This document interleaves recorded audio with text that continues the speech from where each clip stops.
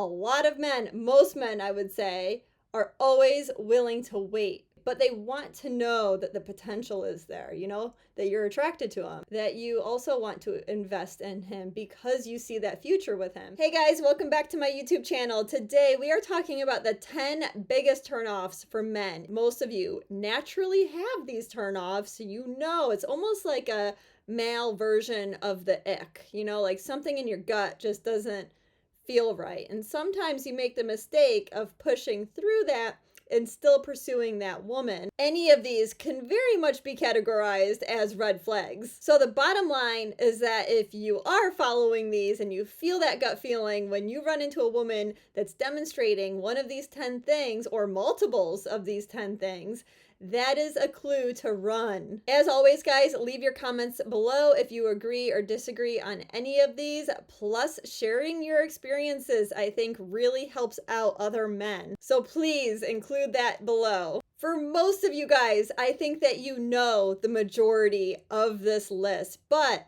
you might be missing out on one or two, so hang in there. And for those that you already know and you already consider them red flags, this is your sign to continue to avoid those things. In no particular order, let's start off with number 1. Women that are rude to people in the service industry, because this indicates that to some extent she is pretentious. The reason why this is such a big turnoff for men is because men, most of them, majority of them, they want to be providers. If a woman thinks really highly of herself, believing that she's better than others, therefore treating certain people in the service industry poorly, she's probably not going to be a ride or die kind of girl. And trust me, a man wants to invest in a woman that will be there no matter what. Because even though he doesn't plan on going through hard times, like nobody plans on that, obviously, there's also no guarantee that he won't. I would actually argue that, within a time span of 20 to 40 years, there's going to be some amount of hard times for a man. So men that are smart, they know that they need to have a woman that wants to be with them for who he is as a person, not just what he can provide. So let's face it, if a woman is pretentious and she really cares about items and she cares about materials and she ranks people as a hierarchy in her mind as far as somebody that is more valuable than another based on how much money they have or how much status they have, look, that's a sign that she's not going to stick around with you if you're kind of coming down in that hierarchy. 2, another huge turnoff for men is a woman that flirts with other men in order to try to make him jealous. Ladies, when you try to make a man jealous,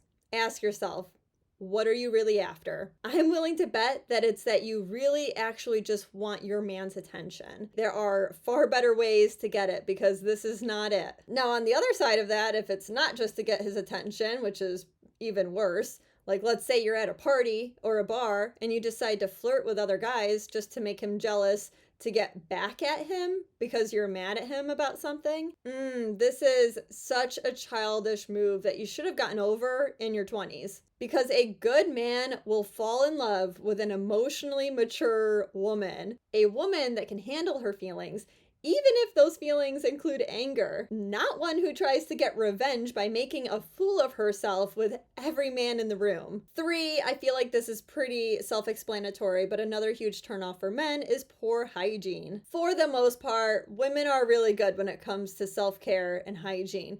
There's just one item that I've heard from a handful of men that could probably be an issue for some women.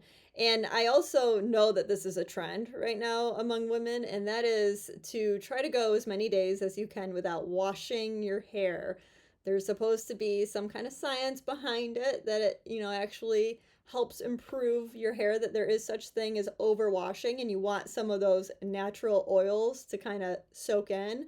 But there is a downside, ladies, and there's an extreme. Some of y'all are going weeks. You're going weeks without washing your hair. And are you a lady that, like, are you working out and you're not washing your hair after those workouts? At some point, ladies, there is going to be an odor and it's going to be noticeable by that man. So keep that in mind. Plus, don't you guys just love it? Like when a woman has washed her hair and she just like lets it dry and she like throws it up into a ponytail or a hair bun. And then when she like lets it out at night, it smells so good. Let me know if you guys have experienced that and you know what I'm talking about. Number 4, another super unattractive thing is always being on your phone. Seriously, what do you think it communicates to the person you're with? If you think that your phone is more important than spending quality time with them, it tells them that you don't value them. And a man who thinks you don't value him is one who won't stick around for long. Number 5, complaining. Sure, sometimes people complain. After a stressful day at work, it's perfectly okay to vent to your significant other. But your positivity should far outweigh your negativity in life. If you're constantly complaining about your friends, your family, your life, do you think that's appealing to a man? Like, do you think that's appealing to anyone who's around you? Like, you will become an energy vampire where you're just sucking out the life from most people that are around you if you're just complaining all the time.